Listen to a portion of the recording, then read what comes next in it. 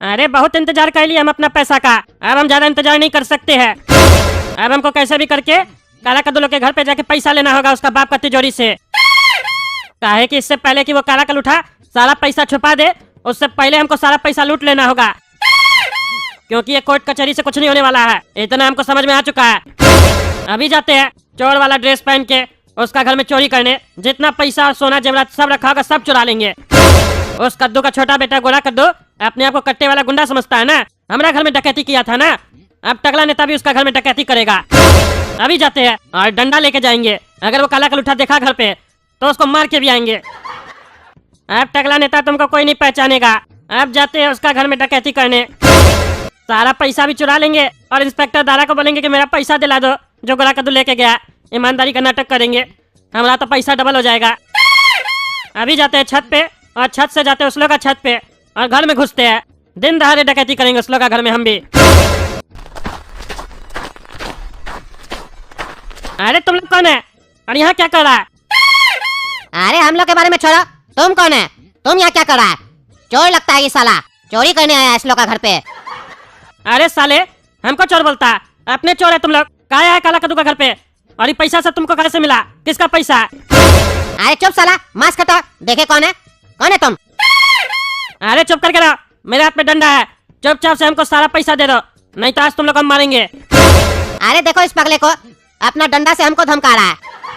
अरे बॉस, ये तो हम लोग को देख लिया, अब तो सबको पता चल जाएगा कि हम ही लोग काला कद्दू और गोरा कद्दू के घर में चोरी की है। अरे गधा, किसी को नहीं पता चलेगा। ये चोर काला कद्दू लोग का घर पे आ गया, ये तो हम लोग के लिए और भी फायदे वाली बात है। एक काम करो, इस चोर को मार मार के बेहोश कर दो और सारा पैसा लेके हम लोग यहाँ से चले जाते हैं।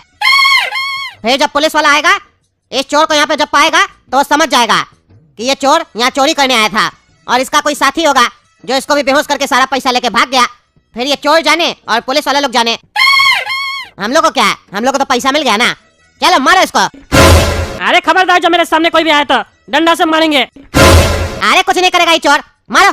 तुम लोग दो है, ये अकेला है, मारो। अरे छोड़ता कि नहीं छोड़ता? रे हट हट। अरे और मारो, डंडा छीनो पहले इसका। अरे हमको डंडा से क्या मारा? छोड़ो छोड़ो हमको, छोड़ो। चलो रे, चलते हैं यहाँ से, इसको यहीं रहने दो। और एक काम करो, एक नोट का गड्ढी इसका हाथ में पकड़ा दो और यहीं रहने दो इसको तिजोरी के सामने। कोई भी देखेगा इसको यहाँ तिजोरी के सामने, अपने समझ जाएगा कि ये चोर था, घर खाली देख के चोरी करने आया था। अरे काला कद्दू, फिर से तुम मेरे पास क्यों आया? हम तुमको तो सजा नहीं दी है, ये सोच के तो तुम नहीं आया मेरे पास कि तुम माफी मांगेगा और हम तुम्हारा पापा को छोड़ देंगे। ऐसा मत सोचना, तुम कितना भी माफी मांगोगे लेकिन हम तुम्हारा पापा को नहीं छोड़ेंगे। उसको अब जेल में ही रहना होगा, क्योंकि तुम्हारा पापा झूठ बोलता है और झूठ बोलने वाला आदमी हमको नहीं पसंद आता है। तुम सच बोल रहे थे इसीलिए हम तुमको छोड़े हैं। बताओ क्यों आए हो मेरे पास? यही कारण तो नहीं है? अरे नहीं नहीं जज साहब, ये कारण नहीं है, हम आपके पास दूसरे कारण से आए हैं। अच्छा, कौन से दूसरे कारण से आए हो? क्या काम है तुमको हमसे? अरे जज साहब, मेरे घर पर गुंडा लोग कब्जा कर लिया है। कद्दूपुर में गुंडा राज चल रहा है। कद्दूपुर का सरकार का कोई कानून नहीं चल रहा है। जो चाहे जिसके साथ जैसा भी कर रहा है करने दिया जा रहा है, कोई उसमें इंटरफेयर नहीं कर रहा है, कोई रोक नहीं रहा है। आप कुछ कीजिए। अरे क्या कह रहे हो तुम?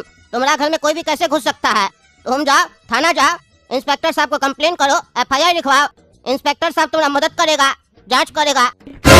अरे जज साहब गए थे, इंस्पेक्टर दारा से मिले भी थे, वो हमको भगा दिए।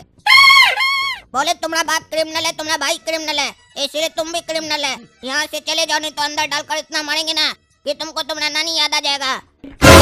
और बोला तुम्हारे ऊपर झूठा केस बना देंगे। इंस्पेक्टर द्वारा कुछ नहीं करेगा, आप ही को कुछ करना पड़ेगा। काहे कि उसको तो विश्वास ही नहीं है कि मेरे घर पर कोई घुसा भी है। उसको बस यही लग रहा है कि हम झूठ बोल रहे हैं, कहानी बना रहे हैं।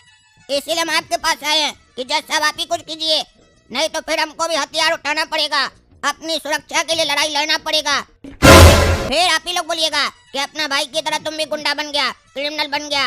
और एक चेतावनी भी दे रहे हैं जज साहब, कोड़ा कद्दू तो खाली हथियार उठाया था, हम काला कद्दू हैं, हथियार चला भी सकते हैं और इतना चलाएंगे ना कि गोली नहीं गिन पाइएगा आप लोग।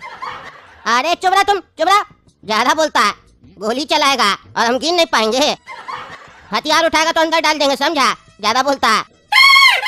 ये बात सही है तुम्हारा। इंस्पेक्टर दारा तुम्हारा मदद नहीं किया, तुमको गुस्सा आ रहा है, इसका मतलब ये नहीं है कि तुम गुंडा बनेगा। तुम शांति से बैठो। इंस्पेक्टर दारा को हम बुलाते हैं, उसके बाद उसका क्लास लेते हैं। काहे नहीं तुम्हारा मदद कर रहा है।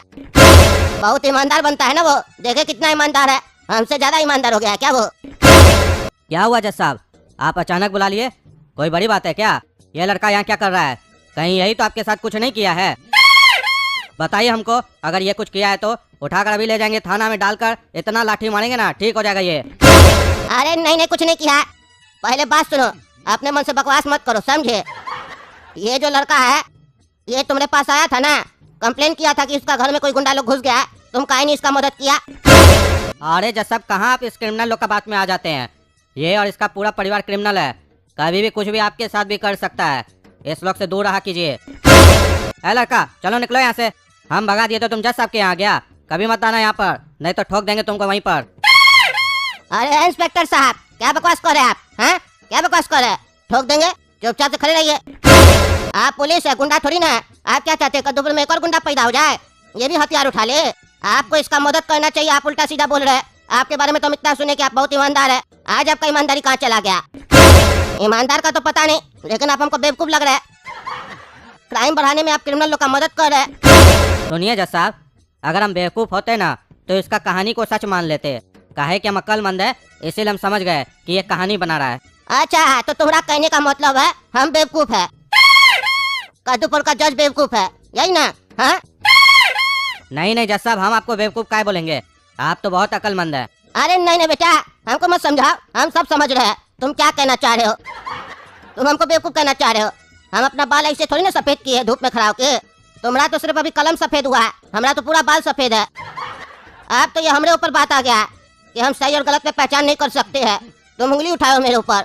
अब तो हम तुम्हारे साथ चलेंगे, इसका घर पे देखेंगे कि कोई सही में कब्जा किया है कि नहीं, और अगर कोई कब्जा किया होगा तब तुमसे हम क्वेश्चन पूछेंगे। बोल रहे हो नहीं, कहानी सुना रहा है। चलो चलिए जज साहब, आपका भी शौक पूरा कर ही देते हैं। चलिए देख लीजिए अपने आँख से, तब आपको पता चलेगा कि ये कहानी बना रहा है कि नहीं। लेकिन वहाँ चलने से पहले मेरा यकीन मानिए कि वहाँ आपको कोई मिलेगा नहीं, और वहाँ जाने के बाद जब आप इससे पूछिएगा तो इसका एक और नया कहानी तैयार होगा, फिर आप उसमें फंस जाइएगा। इसीलिए पहले ही आपको आगाह कर दे रहे हैं हम। अरे चलो ना, वो देख लेंगे हम, चलो।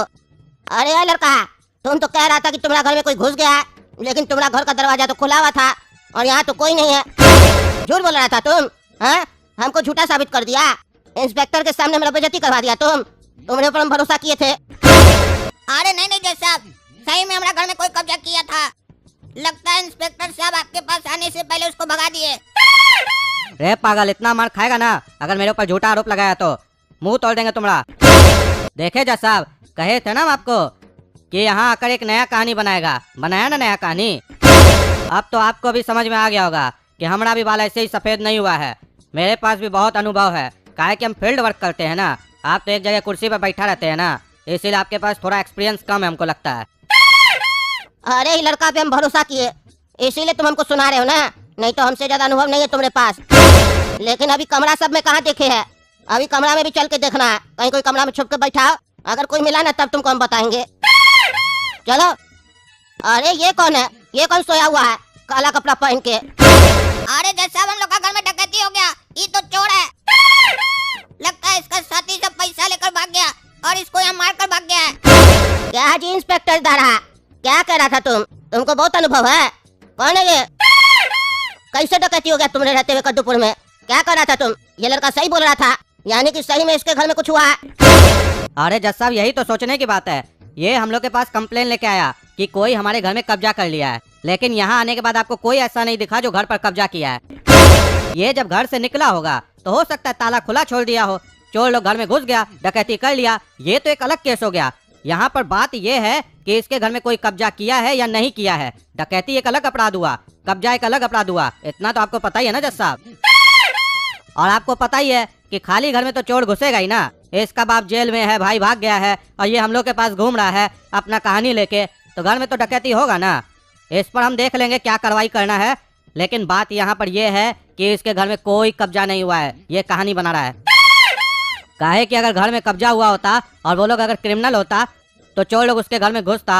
सोच कर देखिए। अरे नहीं जज साहब, हम सच बोल रहे हैं। घर में गुंडा लोग कब्जा किया था और हमको नहीं आने दे रहा था। हो सकता है वो लोग कहीं घूमने गया हो, चोर पीछे से घुस गया हो।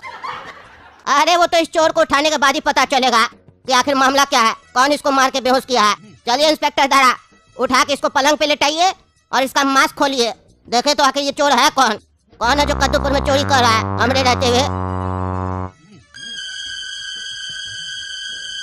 अरे जज साहब, ये तो टकला नेता है। हाँ वो तो हम भी देख रहे हैं, ये तो टकला नेता है, अब घर घर जाके भी चोरी करने लग गया।